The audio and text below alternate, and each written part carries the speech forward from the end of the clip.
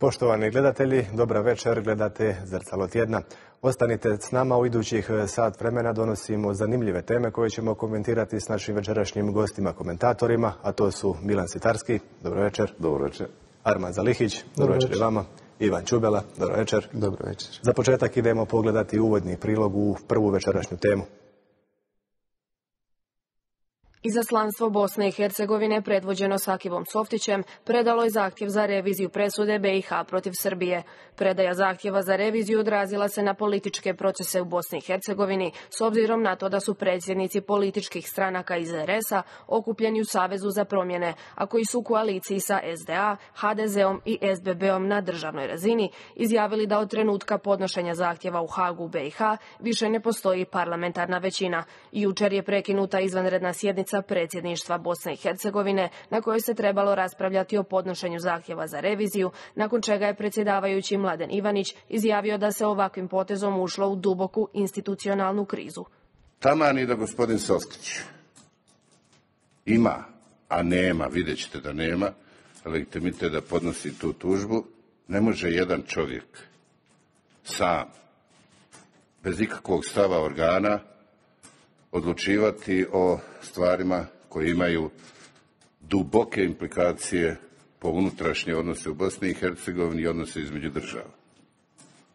Čak kada je u pitanju pojedinac, advokat bi se konsultovao sa tim pojedincem. Ovdje toga nije bilo. Ja se bojim da smo ovim ušli u zaista jednu vrlo ozbiljnu krizu i rekao bih vrhunac van institucionalnog djelovanja. S druge strane, bošnjački član predsjedništva Bakir Izetbegović tvrdi kako Sakip Softić ima legitimitet zastupati Bosnu i Hercegovinu pred Međunarodnim sudom u Hagu, te da nije točno da je bošnjačka politika pokrenula reviziju, jer je revizija presude dio dugogodišnjeg procesa. Krizu u odnosima zemalja i naroda su izazvali oni koji su izvršili agresiju na BiH, počinili zločine koji su kulminirali genocidom, oni koji su zatim genocid negirali, koji rehabilitiraju presuđene ratne zločince, nazivaju po njima studentske domove, dodjeljuju im odlikovanja. Revizija se odnosi na utvrđivanje istine o događajima koji su se desili prije više od 2 decenije i za koje odgovornost nosi tadašnji režim predvođen Slobodanom Miloševićem. Toga je zaista začuđujuće solidarisanje i poistovjećivanje današnje vlasti u Srbiji, a naročito današnje vlasti u RS sa onima na koje se proces zaista odnosi. Zbog trenutačnog političkog stanja u našoj zemlji, jučer su se sastali veleposlanici Upravnog odbora Vijeća za provedbu mira.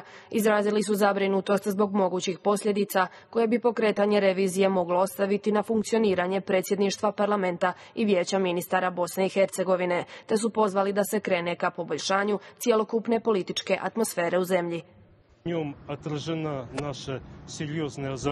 Svaki od nas želio bi vidjeti ovu izjavu drugačije, ali zajednička izjava je bolja od nekih nacionalnih stavova. Ovakva situacija u zemlji mogla bi utjecati na djelovanje institucija vlasti. Smatramo da ne bi trebalo biti jednostranih odluka. Zaključak sjednice je da se djeluju na temeljima dijaloga i kompromisa. Državni sustav u BiH mora funkcionirati, ali to zavisi od svih sudionika koji su na BiH političkoj sceni. Na funkcioniranje государственных институтов Босне и Герцеговины. Bosna i Hercegovina je 1993. godine podnijela tužbu protiv tadašnje Savezne Republike Jugoslavije Međunarodnom sudu pravde u Hagu, najvišoj sudskoj instanci u sustavu Organizacije Ujedinjenih naroda. Presuda je donesena 26. veljače 2007. godine, kojom je utvrđeno da je genocid počinjen u Srebrenici, ali ne u drugim bosansko-hercegovačkim općinama, isključivši pritom odgovornost Srbije za počinjenje genocida, te utvrdivši samo propuste u njegovu sprječavanju i kažnjavanju. Ostavljen je 10-godišnji rok za podnošenje zahtjeva za reviziju presude iz 2007. godine, ukoliko se pronađu novi dokazi koji u trenutku donošenja presude nisu mogli biti poznati. Prva tema, revizija presude po tužbi Bosne i Hercegovine protiv Srbije za genocid. Gospodine Sitarski, evo ovih dana se nekako najviše spominje riječ kriza. Neki bi rekli da je ova zemlja u krizi već 20 i nešto godina. Međutim, je li ovo neki novi moment? Je li ovo možda neka viša razina krize? Ovo je jedan od perioda intenziviranja krize. Znači, ti periodi intenziviranja, pa onda smanjivanje intenziteta krize u ovoj zemlji su sukcesivni, ide kao nekakva sinusoida.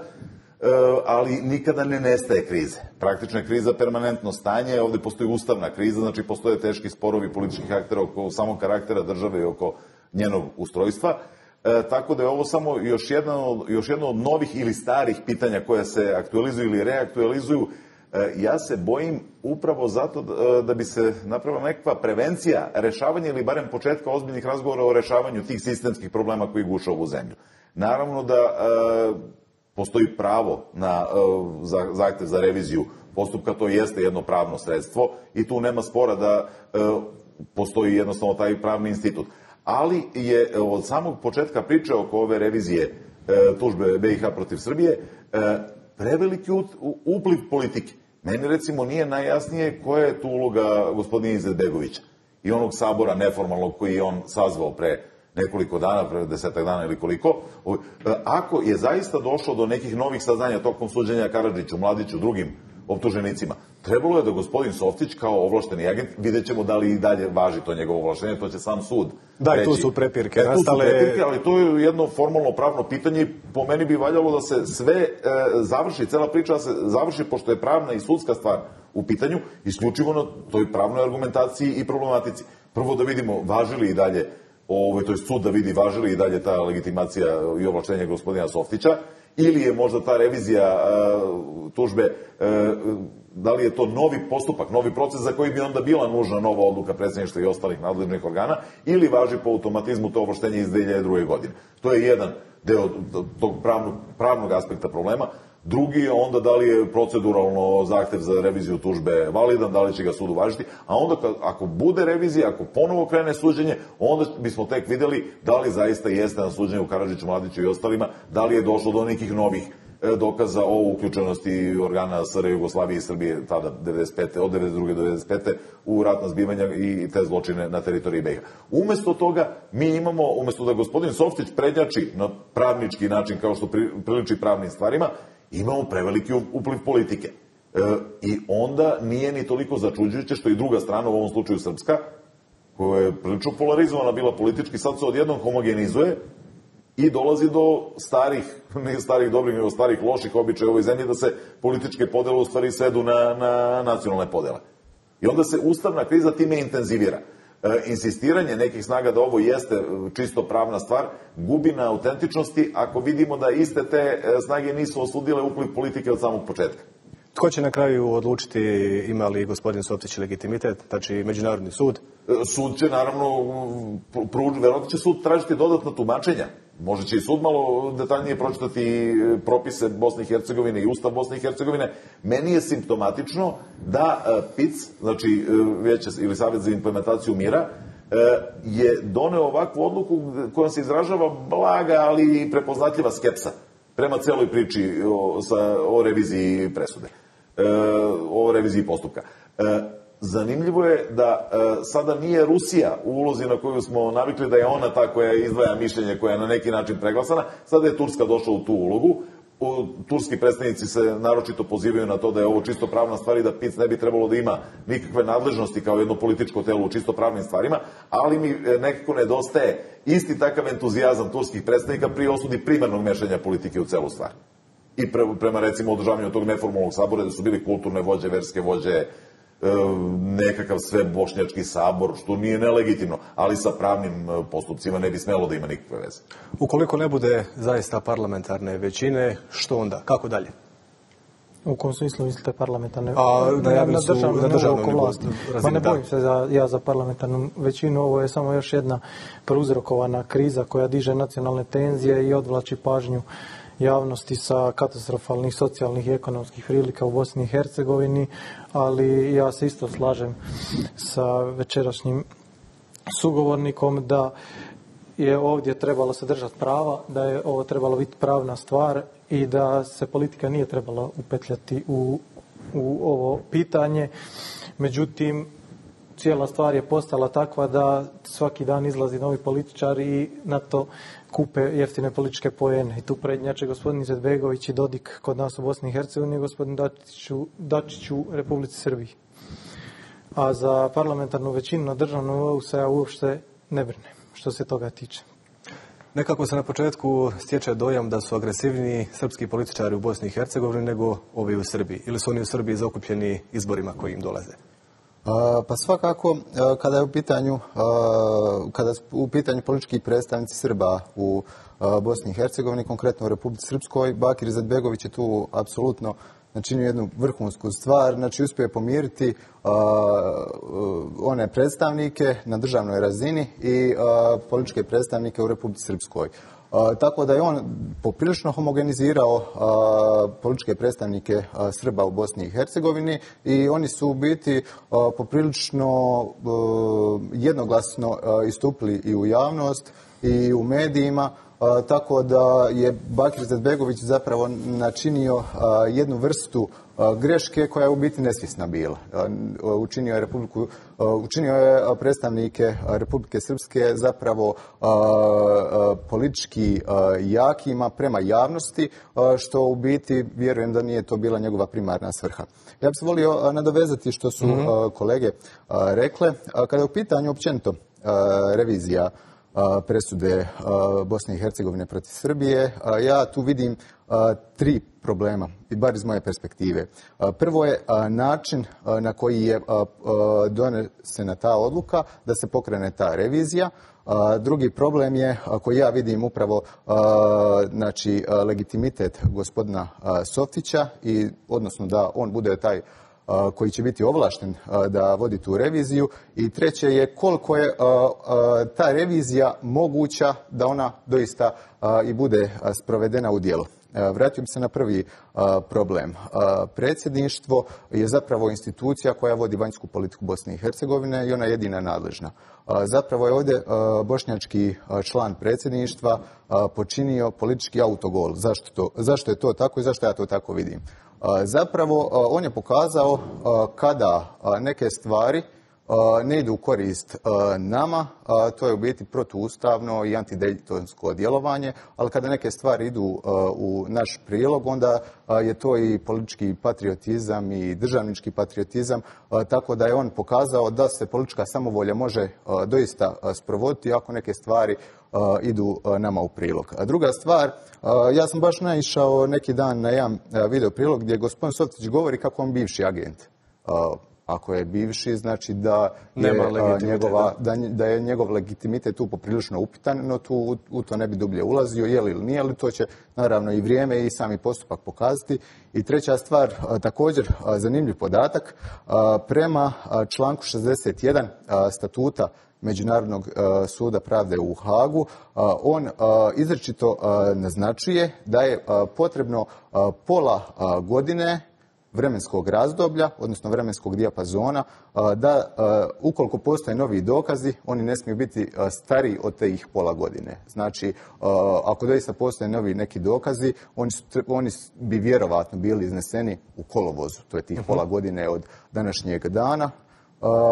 Mislim da jedna vrsta takvih podataka da bi izašla u javnost. Koliko bi se god to htjelo sačuvati u ladici, vjerovatno bi oni izašli. Ja ni na jedan sličan takav podatak nisam naišao bio, tako da je doista pokazat će se, vrijeme će pokazati da li će, kako će ova stvar čitava završiti i odnosno hoće li politička kriza eskalirati. Politička kriza već postoji i sigurno da će ona postojati, samo je bitan način na koji će se ona dalje razvijati.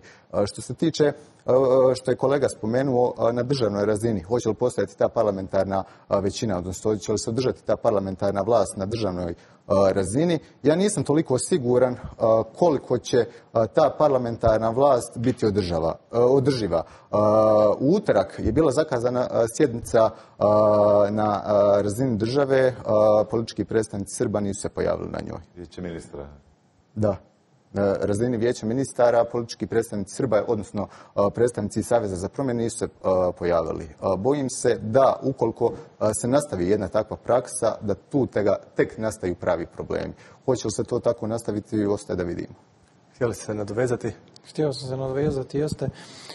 Mislim da gospodin Izetbegović jako dobro zna šta radi, u smislu da gospodin Izetbegović i Milorad Dodik bacaju jedan drugome loptu na volej na toj nekoj nacionalnoj priči i kada se radi o ono što ste rekli homogenizaciji političkih stranaka u RS-u, da to ide u prilog gospodinu Miloradu Dodiku, da tu Izetbegović njemu radi jednu jako dobru uslugu, zato što kad god se počne pričati o ekonomiji između Saveza za promjene i SNSD-a, iskoči neka ovakva tema gdje je Milorad Dodik kralj. Znači, kad se tema svede na polje nacionalizma, tu Milorad Dodik neminovno uvijek poentira. S druge strane, Bakir Izetbegović je privatizirao ovu tužbu, koja nije tužba Bakira Izetbegovića, nego je zahtjev za revizijom tužbe Bosne i Hercegovine. I opet funkcioniraju na onu, ako si kralj u Sarajevu, Banja Luci si persona non grata i obratno. I to tako ide. Ja bih se htio nadovezati na ovo sada što je kolega rekao.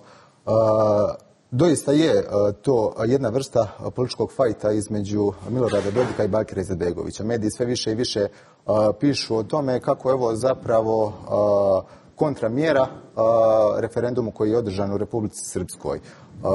Bojim se da iz ovog sadašnjeg postupka pokretanja revizije, da tu neće biti nikakvog političkog pobjednika, da će tu politički gubitnik biti Bakir Izetbegović. A ako to usporedimo sa postupkom Milorada Dodika i pokretanjem referenduma, on je osvojio lokalne izbore. Dakle, bio sam sarkastičan kad sam rekao da je Bakir napravio odličan potez. Mislim da je to dogovoreni rat. Hteo da ima odličan potez, ali je pitanje koliko je. Mogu li samo da jednu observaciju na ove teme koje su kolege pokrenule? Ako zaista ovo jeste pokušaj Milorada Dodika, recimo, između ostalih, da skrene pažnju sa pitanja, recimo, ekonomsko-socijalnih, ja bih rekao ovog puta u paru sa Bakirom Izetbegovićem kao fingiranim protivnikom, onda je Milorad Dodik stvarno neka vrsta genija, pošto je njemu ovo već treći takav protivnik. On je u mandatu 2006. na 10. godinu imao Harisa Silajđića kao takav antipod svoj u Sarajevu, onda je u mandatu 10. na 14. imao Zlatka Lagumdžiju i celu platformašku vladu, ali i Lagumdžije, da kažemo, i SDP njena personifikacija, i onda evo u mandatu tekućem 2014. na 18. ima Bakira Izetbegovića. Znači, oni se menjaju, on ostaje i on očigledno kapitalizuje vrlo uspešno to. Pri čemu bih ja drugačije malo sagledao tu priču, ako zaista to jeste plan njegov i svih ovih pomenutih snaga koje dominiraju u Sarajevu od mandata do mandata, da skrenu pažnju sa nekih drugih pitanja, rekao bih da to sigurno nisu isključivo ekonomske i socijalne pitanje, jesu verovatno i ona, ali pitanje federalizacije, koje evo treba s polja da nam dođe, umesto ovde da neko mućne glavom i da kaže, aha, ova zemlja je par excellence federacija, zvala se na državnom nivou federacijom ili ne, ali ima dvodomnu skupštinu, ima vertikalnu podelu vlasti, ima horizontalnu podelu vlasti, znači nema zemlje na planeti sa takvim ustrojstvima da nije federacija, zvala se, kažem, formalno tako ili ne, a pogotovo što je veći entitet iz ove federacije, takođe imajući i svoje federalne jedinice, kantone i slično, treba to da nam dođe iz Brisela preko rezolucije. Sad, moguće da je i to što je došlo iz Brisela na papiru, vi ste federalna država, načelo federalizma morate ispoštovati, možda je to bio stresor, možda je to bila kapisla koja je pukla i motivisala Bakira Izetbegovića da jedan proces koji bi je trebalo da ide, kako rekao, čisto pravnim putem. A što bi dobio time Bakir Izetbegović? Skretanje pažnje. I ja sam se bojao na samom početku, čak krajem prošle godine, a pogotovo početkom ove, kako odmiče ova godina, sve se više bojim, da je spremno dosta municije, figurativno, te političke, dovoljno municija se baca, dimnih bombi, na političku scenu, da bi se neka pitanja od kojih se beži obsesivno, da bi se uspešno pobeglo, da bi se ta pitanja skrajnula. Tu rezolucija Evropskog parlamenta zaista kvari posao, jer je prilično eksplicitna. Naravno, nisu ni svi u Evropskoj uniji s istim entuzijazmom zalegli za te rezolucije, ali ona većinu u predstavničkom telu Unije ima, pa ima. Ovo što nije mala stvar, 4. put za redom, 4. godina za redom u rezoluciju ulazi ista načela. Ali se bojim da će neki ovdašnji domaći akteri, pre svega iz redova Bošnjaka, ali i Srba, isto ni oni nisu, čini mi se, presrećni time da se ta permanentna kriza sistemska da se razreši, jer bi onda morala zaista i druga pitanja dođe na dnevni red. Bojim se da će biti puno takvih dimnih bombi tipa referendum, tipa slava ili entitetski praznik, jer diskriminativan nije, tužba, hoće li Saki podneti ili će Bakir narediti, hoće li veleposlanica u Hagu slušati sebe i jednog člana predsjedništva ili će slušati instrukcije ministra spoljnih poslova. Znači, mnogo ima nivoa, mnogo je onih okuka iza kojih može da se namesti takva klopka. Bojim se da će se potruditi mnogi akteri da popune celu 2017. godinu takvim skretanjem pažnje sa ključnih problema, a onda ide izborna 2018. godina, onda to već svi podrazumevaju da se ništa neće oposliti. Samo još jedna kratka opaska na ovu homogenizaciju političkih snaga u Republici Srpskoj. Jeste, naravno, uspeo Bakir Izetbegović da ih sve postroji u jedan front, ali je pitanje kako će se artikulisati, kako će se, što kaže kolega, dalje razvijati kriza. Vidjet ćemo, ne znam tačno kad je sednica Narodne skupštine Republike Srpske, ali već se dalo nazreti tokom današnjeg pa i jučerašnjeg dana da postoje neki iz izjava se dalo se naslutiti izvesna disonancija između stava Dodika koji otprilike kaže, evo ja sam tvrdio i mi smo u SNSD-u, u vladajućoj koaliciji u RS-u, tvrdili da treba srpski predstavnici da izađu iz vijeća ministara, iz parlamentarne skupštine i svih organa vlasti. A Ivanić govori obratno. Evo, bukvalno upotrebio izraz, evo sad im je Bakir Izetbegović napuštajući sednicu predsjedništva dao primjer dobre prakse. Naravno, ironično, i sad on smatra da je taj argument potpuno osnažen i neporeciv, da sad treba sad i odmah da izađu Srbiji iz svih tih institucija, dok je Ivanić rekao da otprilike ide na varijantu da nije trebao... Ne, Bakir Izetbegović ruši institucije ove zemlje, mi ih ne rušimo, mi ih gradimo. On jeste dao primjer, ali ne dobre prakse, kako reče Dodik, nego baš ga osuđuje. Vidjet ćemo kako će se još među Srbima iskristalisati pozicije u daljem zaoštravanju. Čak ako mogu dodati, mislim da je Vučićeva priča bila na fonu Mladena Ivanića, dok je priča između Aleksandra Vučića i Milorada Dodika u jednoj velikoj razlici. Neki su zamjerili Ivaniću da je licemjeran, naime povodom obilježavanja Dana Republike Srpske kojeg Ustavni sud proglasio neustavnim. On sad govori da Bakir Izetbegović ruši Ustav. Pa ja mislim da je Mladen Ivanić teže povrijedio Ustav, odnosno da je Mladen Ivanić povrijedio Ustav i to se jasno vidjelo oko učešća Oružanih snaga Bosne i Hercegovine u obilježavanju 9. siječnja, dok je Safet Softića imenovalo predsjedništvo Bosne i Hercegovine Sakiba Softića 2002. godine i meni je sasvim logično da kao on vodio pravni spor protiv Srbije, da ima pravo na taj pravni mehanizam zadnji da zatraži zahtjev za revizijom presude. Želeo sud proceniti je li to novi postupak u tom slučaju, ali kažem, tražit će sud sigurno tumačenja, možda i od Venecijanske komisije, vidjet ćemo, pošto je opet ustavno-pravna problematika. Samo bih jednu, ako mogu, opasku oko ove neustavnosti dana RS-a. On je bio neustavan dok nije Narodna skupština i usvojila izmene zakona o praznicima. Tako da tu je malo i promaklo u dobrom delu javnosti iz fokusa da nije ušla Republika Srpska i tamošnji politički akteri u spor sa Ustavnim sudom po pitanju same proslave Dana Republike. I čak ni po pitanju angažovanja ove... Nećemo sad širiti, to se samo spomenuo kao primjer. Da ne ostane neodgovoreno, problem sa Ustavnim sudom je oko održavanja referenduma. Njega je novom odlukom Ustavni sud proglasio za neustavno. Problem je to linija komandovanja unutar Oružanih snaga, o tome ja pričam. A, to je drugo, da, okej. Rok za podnošenje revizije je 26. veljače. Zašto se tek sada počelo cijela ova stvar događati? Pa dobro, veliki je pritisak bio na Bakira Izetbegovića kao bošnjačkog člana predsjedništva, odnosno osobe koja ima tu mogućnost da tu priču krene potencirati. Naravno, Bakir Izetbegović je vidio i neku vrstu svoje osobne političke koristi i satisfakcije zašto da krene tu priču doista od samog potenciranja da je sprovede i u djelo. Bakir Izetbegović ima velikih problema unutar svoje stranke. Bakir Izetbegović, bar po mojem nekom ovakvom mišljenju i promišljanju, zapravo vodi neku vrstu političkih borbi na 3 fronte. Znači ima u svom dvorištu, ako tako mogu kazati, političku borbu. Znači priča sa Fahrudinom Radončićem zasigurno je na nekim klimavim nogama i pitanje kako će se ta priča završiti. Uzmemo li obzir da je Avaz, bez obzira što se ta priča oko povezivanja Avaza i Fahrudina Radončića stalno potencira, da oni više nema nikakve veze s tim.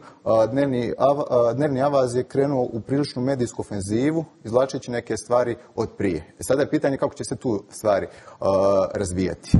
Naravno, koalicija na federalnoj razini je isto na klimavim nogama. Vidimo da koje se tu blokade na svim razinama vlasti događaju i postavlja se pitanje kako će se tu priča završiti, a već znači, znamo kako taj odnos između Bakira Izetbegovića i Milorada Dodika zapravo da politički opstanak jednoga ovisi kako će se drugi postaviti. Znači u biti jedan drugome djeluju kao neka vrsta političke hrane, pod navodnike naravno.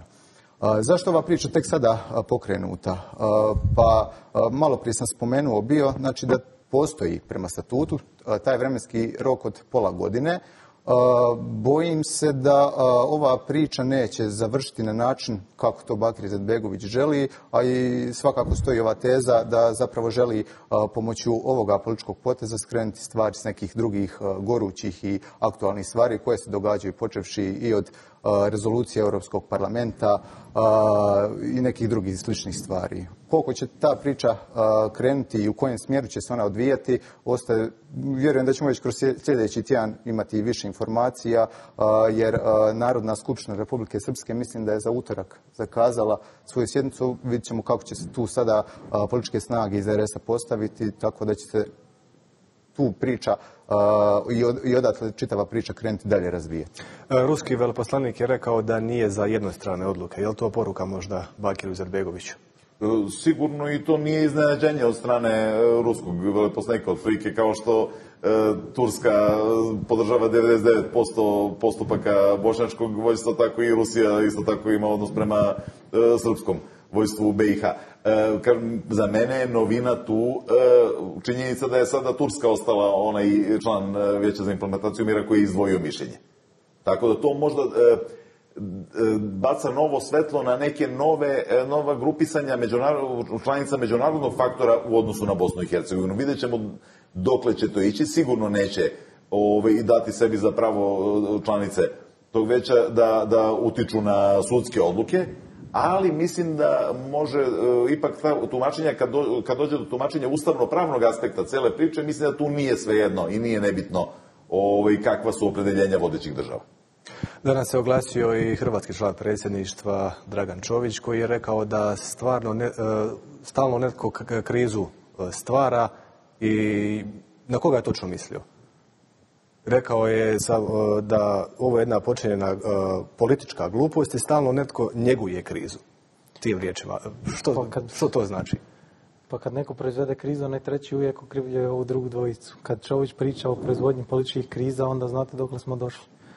Dakle, vjerovatno je mislio na druga dva člana predsjedništva da proizvodi krizu, ali isto tako imate situacije kada on proizvodi krizu sa pričama o trećim entitetima i ostalim pričama.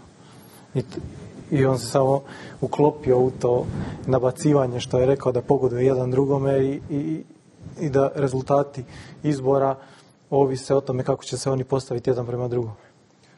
Crnadak je pisao pismo Međunarodnom sudu i to su također isto prepirke nastali, imali oni legitimitet pisati i nemali, i tu je isto nastao neki mali rat. Sud će donositi tu odluku, kažem, vrlo moguće da će tražiti i eksternu podršku u tumačenju, pošto to je ipak sud međunarodni, ali krivični sud, a mislim da je Venecijanska komisija prava adresa za ta ustavno-pravna tumačenja, moguće će tražiti njihovu podršku, možda će angažovati individualne eksperte, svakako će morati i taj sud da se uplete donekle, da uđe u ustavno-pravnu tematiku u Bosni i Hercegovini, a kažem onda svi i politički stavovi i opredeljenja tu postaju donekle relevantni. Kad god smo na terenu ustavnog prava nismo mnogo otišli od politike. Kad odemo u krivično pravo, onda zaista ostaje relevantno samo i isključivo i materijalni dokazi, pisani dokazi o određenim delima ili nedelima ili odsustvu delovanja. Tako da i pismo ministra Crnatka kao i gospodina Ivanića svakako će biti uzeti u razmatranje. Svakako će baciti novo svetlo pri tom ulaženju bilo koje sudske instance u vertikalu komandovanja i izdavanja naloga u Bosni i Hercegovini, dakle pri proceni ko na šta ima pravo, na šta nema. Da zaključimo s ovom temom, vaš neki stav i viđenje kako će se ovo idućih dana sve odvijati? Pa veliko je pitanje zapravo kako će se ključni politički akteri postaviti tijekom nekog sljedećeg razdoblja i koja će odluka biti samog Međunarodnog suda kada se ta revizija doista i podnese. Obično ide rutina da nakon što se revizija i sami proces pokrenu, da onda to ide Međunarodni sud šalje onda očitovanje službeno Srbiji, onda Srbija to vraća. Mislim da tu ima dosta te administrativne priče i mislim da će se ta čitava priča i produžiti i razdužiti vremenski, a i da će se u međuvremenu, baš se ja nadam tako, da će se sve te stvari nekako smiriti. Što bi još volio naglasiti kada je u pitanju konkretno ova revizija? Mislim da jednostavno proizvođenje ovakvih političkih kriza jednostavno u ovome trenutku nisu potrebne. Bosna i Hercegovina zasigurno da ima puno važnijih problema i kada su u pitanju i stvari koje se tiču i Federacije, ali i Republike Srpske, ali i općenito ako ćemo gledati državu u cjelini, zapravo ovakva vrsta političkih kriza se i potencira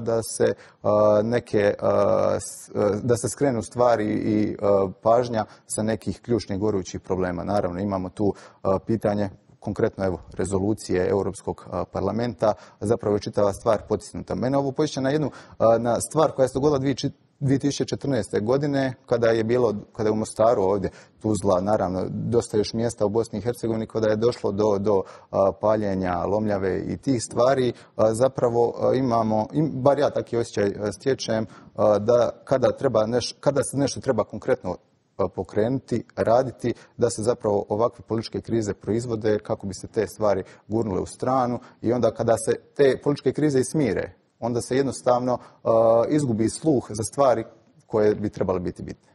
Ja se nadam samo da će Međunarodni sud što prije donijeti svoju odluku i da će smanjiti taj prostor za dizanje tenzija političarima, jer što više se bude odugovlačilo sa donošenjem suda Međunarodnog tribunala, to će ostaviti više prostora domaćim, odnosno regionalnim političarima da dižu nove tenzije. Ja sam još jednu stvar volio dodati.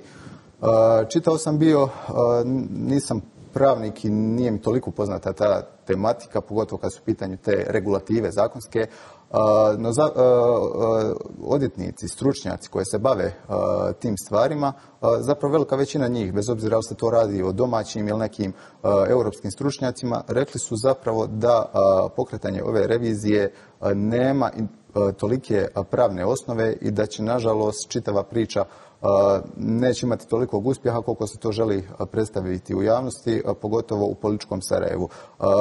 2013.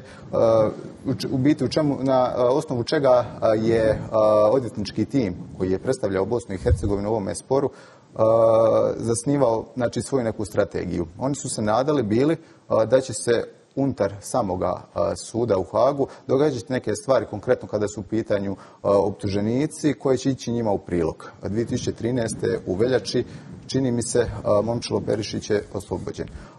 U svibnju iste godine Jovica Stanišić je također oslobođen. Bojim se da sve te stvari nikako ne idu u prilog ovakvoj odluci i mislim da je ona već u startu osuđena na propast. Dakle, samo da dodam da je glavni argument za pokretanje revizije tužbe dokazi u slučaju generala Ratka Mladića i njegovi dnevnici koji su vrlo svježi i tu ćemo vidjeti da li su oni osnovani ili nisu. Mada je praksa pokazala da nijedan do sad slučaj pokušaja revizije presude nije pozitivno riješen. Dakle, bilo bi pošteno ako su se političari, pogotovo iz Sarajeva, toliko duboko upetljali u stvari u koje nisu trebali, koji su trebali ostaviti pravnicima, da li će nakon što sud donese svoje mišljenje, odnosno konačni stav, da li će preuzeti odgovornost na sebe i reći, evo mi smo htjeli pokupiti kajmak, da se tako narodno izrazim, nismo prošli, nije uspjelo da podnesu ostavku. To će biti zanimljivo na kraju. Vidjet ćemo. U ovom slučaju oni se vjerojatno nadaju da sud neće ubrzati donošenje tih odluka, nego ako može makar posle izbora 2018. Da bar izbori prođu. Hvala vam za sada. Idemo pogledati uvod u drugu večerašnju temu. Konferencija koja se bavila širokim spektrom tema kao što su budućnost NATO-a i transatlantskih odnosa, europskom sigurnosnom i obrambenom suradnjom, krizom u Ukrajini, odnosima s Rusijom, ratom u Siriji te stanjem sigurnosti u Azijsko-Pacifičkoj regiji, održana je prošloga tjedna u Minhenu. Na konferenciji su se predstavnici Trumpove administracije prvi put obratili nekom međunarodnom forumu i iznijeli svoje vanjsko-političke i obrambene strategije. Trump je u predizbornoj kampanji nazvao NATO zastarjelom organizacijom i više puta hvalio ruskog predsjednika Vladimira Putina, izazvavši zabrinutost europskih saveznika, posebno onih na istoku Europe. Trump je od preuzimanja dužnosti u siječnju ublažio kritike prema NATO-u, ali dalje ustraje na tome da sve zemlje saveznice moraju više izdvajati za obranu, kao što to već godinama traže sve američke administracije, demokratske i republikanske. Američki ministar obrane James Mattis rekao da je vojni savez NATO ključan za veze između Europe i Amerike, te je važan za Sjedinjene države koje financiraju 70% proračuna ovoga saveza. Upozorio je zemlje članice da moraju više trošiti na obranu ako ne žele smanjenje američkog angažmana. Amerika se ne može brinuti za budućnost vaše djece više nego što se vi brinete, istaknuo je Mattis. Saveznici su 2014. postavili cilj da u idućih 10 godina podignu izdvajanje za obranu na 2% BDP-a, no to trenutno ispunjava samo 5 od 28 članica, Sjedinjene države, Velika Britanija, Grčka, Estonija i Poljska. Pozivajući Crnu Goru da postane 29. članica, NATO je potvrdio predanost politici otvorenih vrata i dokazao uspješnost transformacije zemalja jugoistočne Europe, poput Hrvatske, u pružatelje sigurnosti u drugim nestabilnim dijelovima svijeta. No održivu i dugoročnu stabilizaciju sprečavaju i napetosti između susjednih država i unutar samih država, kao što je slučaj u Bosni i Hercegovini. Glavni tajnik NATO saveza Jens Stoltenberg prilikom nedavnog posjeta našoj zemlji istaknuo je kako je BiH kandidat za članstvo u NATO-u, te da ima potrebne instrumente koji mogu omogućiti napredak. Dodaje da je NATO spreman za aktivaciju akcijskog plana MAP, ali tek kada vojna imovina bude uknjižena uz reforme u sektoru sigurnosti. Druga tema, konferencija o sigurnosti u Minhenu. Ovo je prva konferencija nakon inauguracije Donalda Trumpa i nekako glavno pitanje je bilo ima li NATO još uvijek podršku onu pravu kako su prije imali od SAD-a, s obzirom da znamo šta je sve izjavljivao Trump, rekao da je to čak zastarjela organizacija, pa ima li podršku NATO? Evo, vidimo iz tih izjava predstavnika američke administracije u Minhenu da ima podršku, ali ne više onakvu kakvu imao do, evo, recimo, dolaska ove administracije, mada evo i u prilogu je rečeno kako razne administracije i republikanske i demokratske su tražile od saveznika da malo pojačaju svoj udeo u finansiranju, ali mislim da, ako ništa drugo, definitivno svedočimo kraju jednog prećutnog konsenzusa koji je postojao, možda čak od samog osnivanja NATO pakta, po kome se podrazumeva da Amerikanci plaćaju više proporcionalno za odbranu nego svi ovi ostali, angažuju se još disproporcionalnije više u borbenim i drugim operacijama, ali najdisproporcionalnije odlučuju. Tako da sad izgleda da Amerikanci više ne žele, barem Trump ne želi, njegova administracija, da zadrži taj debalans, pre svega zato što ne žele da plaćaju toliko više nego ostali saveznici. Ali će onda morati, već je bilo i izjava sa evropske strane, recimo od nemačke ministrice Ursule von der Leyen, ministrice odbrane, još pre par meseci, odmah posle izbora u Sjedinjenim državama, da, naravno, treba da donesu svi partneri odluke koliko će učestvovati u finansiranju NATO-a, ali da će onda to morati da se uskladi i sa načinom donošenja odluka. Nemojmo zaboraviti da ipak sad ovaj trenutak je različit od onog pre 10 ili pre 20 godina, po tome što je sada i sama Evropska unija razradila u dosta velikoj meri, veće nego ikada, mada opet ne dovoljno po meni, svoje bezbednostne strukture. Negde one i deluju usklađeno s NATO-om, negde nezavisno. Često se u našoj javnosti to prepliče, percipira, to su neki zapadnjaci.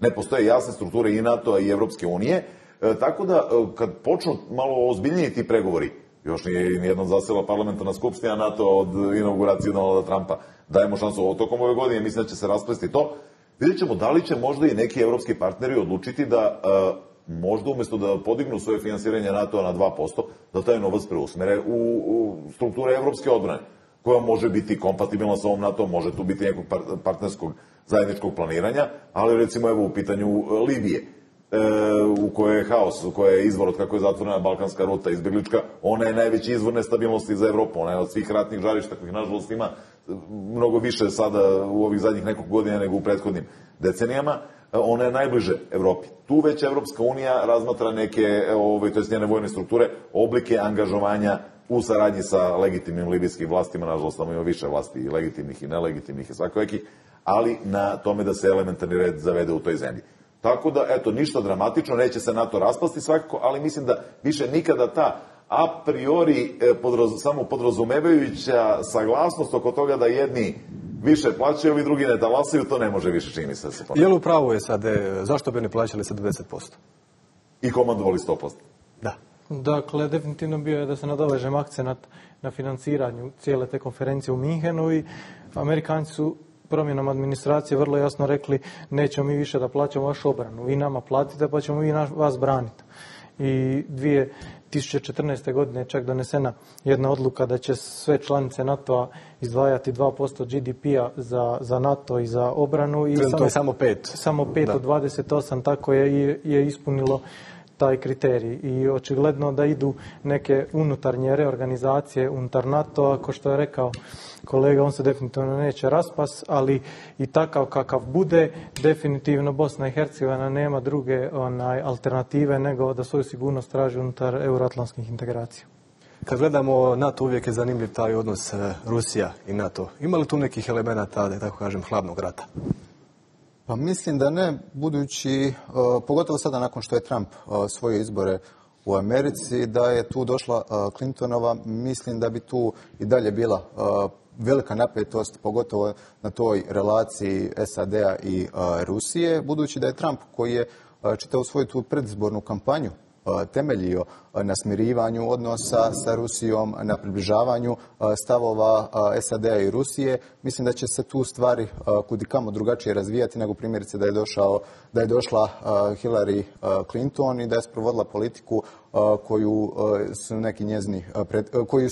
neki prethodni predsjednici provodili.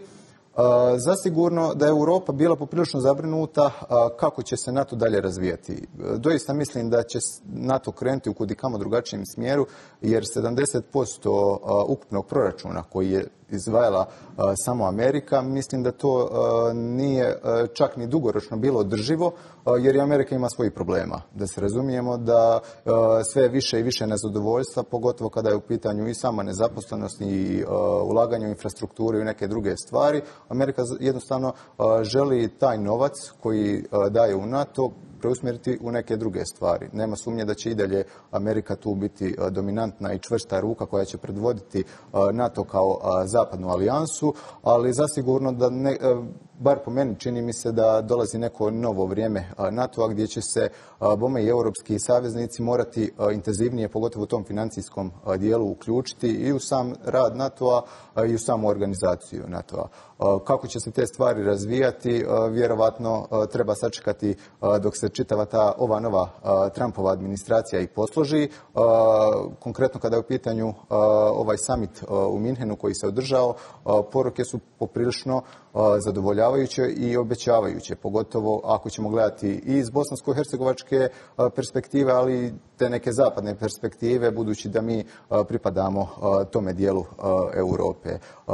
Znakovita je bila i mislim da je itekako logična i racionalna u ovom trenutku bila izjava glavnog tajnika Stoltenberga, koji je izjavio da će glavni prioritet NATO-a u sljedećem razdoblju biti izbližavanje odnosa sa Rusijom. Koliko god se ti stavovi suprotstavljali, mislim da se perspektive jednih i drugih, bez obzira koliko se sukobljavali na nekim drugim stvarima, tu konkretno mislim na Siriju i neke druge dijelove Bliskog istoka, mislim da ćemo morati sjesti za sto i naći neki kompromis, kakav takav.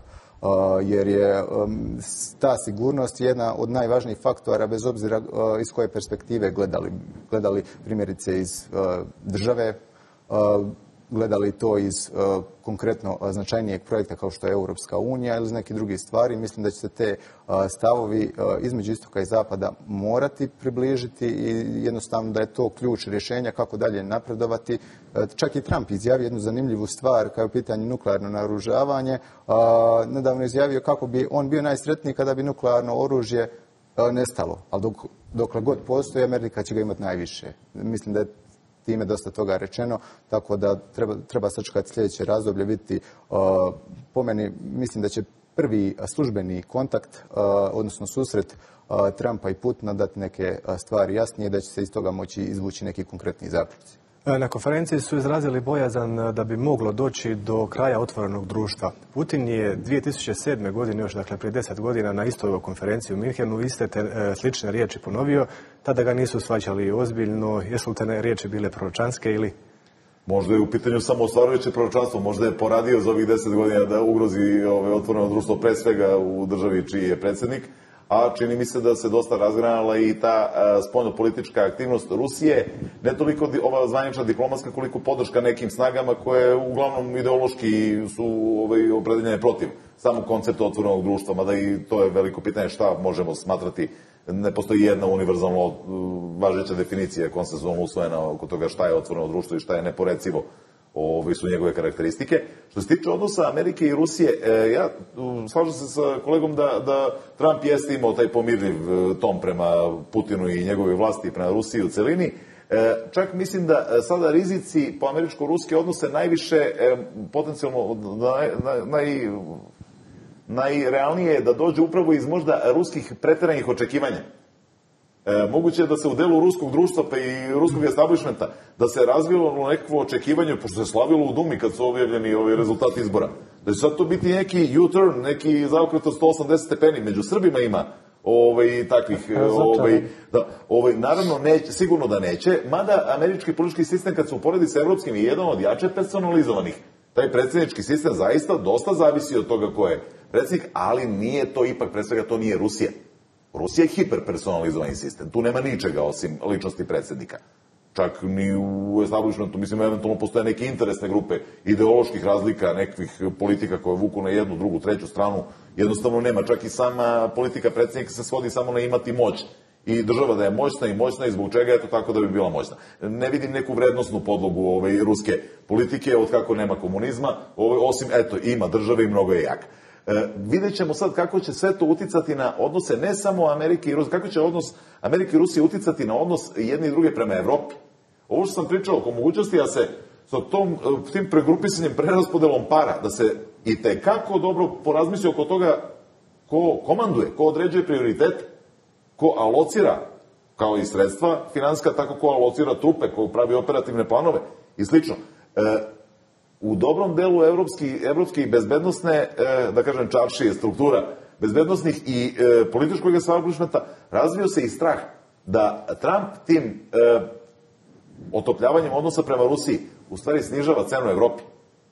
Da možda nije samo da je formalno zahtev povisite na 2%, nego izdvajanje za odbranu, nego ajde se pitajte još manje oko i batalite te planove sa Evropskom unijom kao ikakvim, nedominantnim u ikakvim vojnim akterom. Sad, tu je onda na Evropi da na takav eventualni, znači ne optužujem ja Trumpovu administraciju da definitivno to jeste. Da, nego mogućnost. Ali mogućnost, mnogi analitičari otprilike sa te strane sagledavaju situaciju, na Evropi je da se ne da ni fascinirati ni uplašiti takvom mogućnošću, čak ni ako bi se pokazalo da je istinita, nego da se jednostavno prema Rusiji ponaša kao i do sada, ne neprijateljski, ali recimo neke crvene linije također ne sme, pre svega zbog sebe same da pređe da popusti na njima, to je recimo ispunjenje do zadnje tačke Minskog sporazuma o Ukrajini. Jer ako se tu popusti, onda ne znamo ko je sledeći posle Ukrajine. I tu zaista mislim da Evropa ne bi trebalo da gleda samo preko Atlantika, hoće li i neće li imati podršku velikog brata. Kako reče kolega, nije realno više taj 60-godišnji ili koliko već postojeći konsenzus da samo Amerika brani ceo zapadni svet. Prvo, to je previše i za samo Ameriku, drugo Evropa ako hoće da bude politička zajednica, ne može samo da se bavi ekologijom i zapošljavanjem, mora malo da se brani. Kad smo već kod Rusije i cijeli sad nadovezati. Pa i u tom smislu postoje vrlo jake snage unutar Evropske unije koje se zalažu za to formiranje europskih oružanih snaga, jer kad ćemo već izdvajati više novca za vojsku, onda dajmo formirati našu vojsku, nego da financiramo neku vojsku kojim upravlja neko drugo. Moramo spomenuti nedavna događanja u Crnoj Gori. Milo Đukanović tvrdi da je na njega pokušan atentat i da iza toga stoji Rusija. Koliko je realno da bi Rusija toliko pa bilo o tome, čini mi se govore u Minhenu i pozvali su Rusiju da se ne upliče u unutarnja pitanja Crne Gore i u to što Crna Gora želi pristupiti NATO. I mislim da na kraju krajeva i neće utjecati Rusija NATO i da će već u travnju, svibnju Crna Gora postati punopravni član NATO. Koliko su opravdane ta nagađanja da stoji Rusija, ja to ne znam. Sud, opet je sud, to je sudska problematika. Sudska problematika tajnih službi. Zbog čega je važna Crna Gora? Neki kažu da je to zbog strateškog položaja, odnosno izlaza na more. Pa jeste sigurno da je važna. Crna Gora je i zemlja koja je bila zajedno sa Srbijom ista država kad je NATO i vojno reagovao na njoj. Sad jedna članica koja je bila, da tako kažem, u sporu s NATO-om ulazi u isti taj NATO. Biće zanimljiva i uloga ta Bosne i Hercegovine kad Crna Gora bude na istoku, a Hrvatska na zapadu punopravne članice, a Bosna i Hercegovina ostane neki taoc neriješenih pitanja sa Srbijom, hoće, neće. Mada ja ne bi se previše iznenadio, ajde da kažem, iako je Skupština Srbije glasala tu neku da ne želi ući deklaraciju o neutralnosti, da jednog dana i sama Srbija kaže da će ući u euroatlantske integracije. Nije taj scenarij baš toliko nemoguć kao što se priča. Stišno samo bih podvukao i mogućnost da se saradnja na operativnom nivou razvije do prilično zavidnih razmera, čak i bez formalnog članstva. Čak mislim da je na operativnom nivou suradnja Srbije sa NATO-om jača nego što je Bosna i Hercegovine sa NATO-om, jer smo zaostali za njih 6, 7, 8 godina, se ništa nije uradilo po tom pitanju. Da, neki su optuživali da Rusija financira oružje Srbiji. Koliko su te realne optužbe?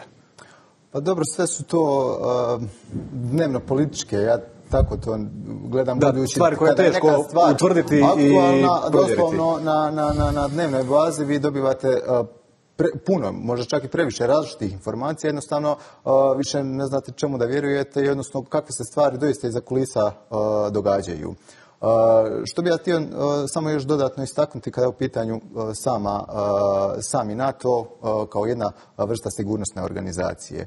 U medije se samo isključivo gura kako je to sigurnosna organizacija koja služi sigurnosnim interesima. To doista je tako. No uvijek se zaboravi, svjesno ili nesvjesno, ta ekonomska, odnosno gospodarska komponenta. Ja bih naveo samo primjer jedne Češke koja je veličine kao i Bosna i Hercegovina, nije ništa veća površinom, ako ćemo tako gledati, koja je itekakve financijske koristi imala od ulaska u NATO. Znači nije to bilo samo i isključivo i vojno naoružavanje, te stvari, ulaganje u vojnu opremu, već je taj novac koji je dobiven preusmjeravaju neke druge stvari. Znači, pored te sigurnosne komponente koja je zasigurno najvažnija, ja bih istaknuo i ovu financijsku komponentu. I zasigurno da i u ovom slučaju Crna Gora ide na tu kartu. Rusija itekako ima razvijen utjecaj u Crnoj Gori, pogotovo kada su u pitanju te nekretnine, hoteli, turizam i čitav drugi spektar stvari, no Crna Gora se opredijelila za tu zapadnu alijansu, za dio zapadne priče i mislim da tu nema ništa biti čudno. Rusija svakako će htjeti osnažiti i ojačati dodatno svoj utjecaj koliko god to bude mogla u ovom prostoru jugoistoka Europe i naravno da će htjeti pomrstiti račune zapadnim saveznicima. U ovom trenutku zaista mislim da ne može se, trebala bi se neka ogromna stvar dogoditi da Crna Gora ne postane dio NATO obitelji. Zamislite kad je Češka tako profitirala, koja je bila stabilna i prije ulaska u NATO, gospodarski, ekonomski, koliko bi Bosna i Hercegovina prosperirala kao jedno nestabilno društvo. Upravo to. Samim ulaskom u NATO, strani investitor koji danas ne želi ulagati u Bosnu i Hercegovinu zato što je nesigurno da ulaže u Bosnu i Hercegovinu, će dobiti upravo na toj sigurnosti. Sam kreditni rating raste Bosni i Hercegovini ulaskom u NATO i drugi niz nekih stvari. Samo toliko da se nadovežem. Do koje točke je došao put Bosne i Hercegovine prema NATO savezu? Pa eto, stalo je kod uknjiženja vojne imovine. To je već koliko godina taj stadijum na kome se stalo. Znači, tu mora se raspravi zaista na koga ide ta vojna imovina. Mislim da bi to moralo u okviru nekog šireg aranžmana da se odluči, pošto u ovoj zemlji ima nekoliko sistemskih problema, felera koji jednostavno guše ovu zemlju već nekoliko desetina godina. Mislim da bi tu taj problem konkretan trebao da bude deo nekog šireg paketa. Samo ovo što se pomenuli oko prodaje ruskog naoružanja Srbiji, njega ima, ali to nije strašno. Bitno je da je to transparentno. Sad skoro su, ne znam, migove, pa se i premijer oduševio i to je bilo na dnevniku kako je on oduševljen i ulazio u te avione. Nije to ništa strašno, znači samo neke transparentno, samo da oružje ne ide na crno, kao što ide u Siriju i u Libiju i te zemlje koje su u haosu. A da li je validna, da li je trebalo da se uradi neka transakcija ili ne? Evo, upravo će i premijer sadašnji imati priliku da polaže račun pred biračima iz čijih džepova sve to ide. Što se Crne Gore tiče, znači, postoji ta geopolitička i strateški bezbednosna strana tog incidenta koji se desio u izbornoj noći, ali mislim da je ipak nemerljivo najvalidnija tu sudsko-kriminalna komponenta, pogotovo što ceo taj događaj je imao 0 žrtava, a ima je dalekosežne političke reperkusije. On je sigurno, pošto se sve to dešavalo tokom izbornog dana, uticao je na izborne rezultate, koji su najtešnji praktično od osamostaljenja Crne Gore, pa i ranije. Tako da kad vam odlučuje par procenata hoće li imati vladajuća koalicija većinu ili neće, desi se tako nešto kao što se desilo. Mislim da je baš od krucijalnog značaja, čak je bitnije za Crnu Goru pitanje hoće li sad ući u NATO, neće ući, i ti benefiti gospodarski, to vidjet ćemo, hoće li biti kao Češka spretna pri pregovorima pa da kapitalizuje u ekonomskom smislu. Mislim da je ubedljivo krucijalno najvažnije pitanje tamo da mi vidimo šta se tog dana dešavalo. Neki ljudi koji imaju ruska imena, prezimena, koji jesu tu trenutno optuženi, vidjet ćemo će li biti osuđeni i što je još važnije, jesu li oni imali instrukcije od vlasti ili ne. Nek se neko zove 100 puta serioža, ali ako je radio kao privatno lice, to onda nema veze sa prodorom Rusije i slične stvari. Tako da mislim da zaista mnogo se bombastičnih izjava daje oko tog crnogorskog slučaja, a trebaju nam slično kao sa ovom revizijom tužbe protiv Srbije. Pravna je stvar, dosadna je, po defaultu pravne stvari moraju biti dosadne, to su paragrafi, a mi čujemo slogane. To je usud Balkana, bojim se. A koliko ovako ove političke krize koje se svako malo događaju mogu unazaditi naš put? Evo, sjetimo se prilikom Dana Republike Srpske, Dodik je javno izjavio da će kočiti svim sredstvima put prema NATO savezu. Pa dakle, oni su već zakočili do 2006. tamo 7. ajde usudio bi se reći i 8. godine mi smo imali, Bosna i Hercegovina ispunila dosta uvjeta za punopravno članstvo u NATO. Dobili smo partnerstvo za mir 2006. godine, napravljena reforma vojske u oružanih snaga u kojem je sudjelovala vojska, od tada se nije desilo ništa. I danas ne mogu oni riješiti to pitanje knjiženja vojne imovine, perspektivne vojne imovine 24 objekta u Republici Srpskoj i taoci smo toga. Dok to ne riješimo, ne možemo dalje. A mislim da bi trebalo zauzeti jednu drugu strategiju. Da kažemo, ajmo mi riješiti sve te prepreke, otkloniti, pa onda doći do toga da mi možemo ući u NATO, a onda kad ispunimo sve te stvari koje moramo ispuniti, onda ćemo pričati o tome hoćemo li ući ili nećemo li ući. Jer tu osim i te imovine postoje još dosta stvari. Danas iz budžeta institucija Bosne i Hercegovine se za oružane snage izdvaja oko 260 miliona maraka i one su u katastrofalnom stanju jer to samo pokriva plaće, a na opremu ne ostaje ništa. Po nekoj procjeni kad mi ušli u NATO će zahtijevati da ulažemo 800 miliona maraka samo u oružane snage. A cijeli proračun institucija Bosne i Hercegovine kad odbijemo onaj dio za servisiranje vanjskog duga je oko 950 miliona maraka. Onda možete misliti koji će to tek biti problem. Zato ti kažem da mora biti sve to deo šireg paketa. Morat će sigurno da se proporcionalno poveća budžet državnih organa u odnosu na entitetske, ukoliko bi, znači, zato je nemoguće to sad, nije to para potpisati evo nas u NATO, nego, znači, mora da se rearanžira ceo sistem u velikoj. Non stop se kreira neka priča, ne možemo mi u NATO zbog Srbije, a nismo ispunili ni petinu stvari koje moramo ispuniti. Ajmo do Srbije ispuniti sve stvari, pa ćemo onda pričati o tom pitanju. Kako vi vidite ovaj put Bosne i Hercegovine prema NATO savezu i mogu li se premostiti svi ovi problemi? Pa ja bih se nadovezao konkretno kada je ova tema u pitanju na prethodnu temu koju smo imali. Zasigurno da je ta priča oko pristupanja i u NATO da je gurnuta u stranu. Šta je još tu znakovito kada se kaže euroatlantske integracije? Velika većina građana to sve stavlja u jedan koš, u biti ne praveći razliku između europskih integracija, tu konkretno mislim na Europsku uniju, i atlantskih integracija kada je u pitanju NATO. Kolega je tu spomenuo već tu 2006. godinu kada je Bosna i Hercegovina pristupila u to partnerstvo za mir i ništa značajnije se oko toga nije dalje dogodilo.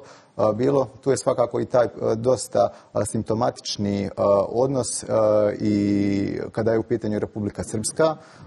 Zasigurno da će Republika Srpska konkretno kada je NATO u pitanju svoj stav kreirati u odnosu prema vlastima u Srbiji.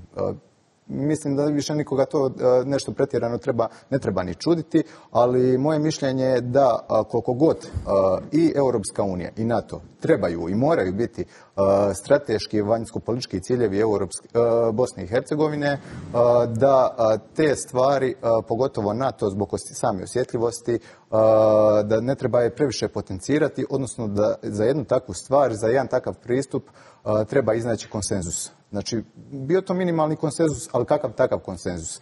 Morat ću vas malo požuriti s vašom završnom mišljenju. Mislim da će Bosna i Hercegovina i dalje trebati mukotrpno raditi, da postigne svoje ciljeve, Europska unija svakako, NATO apsolutno. Mislim da te dvije stvari su neodvojive, pogotovo kada je u pitanju NATO.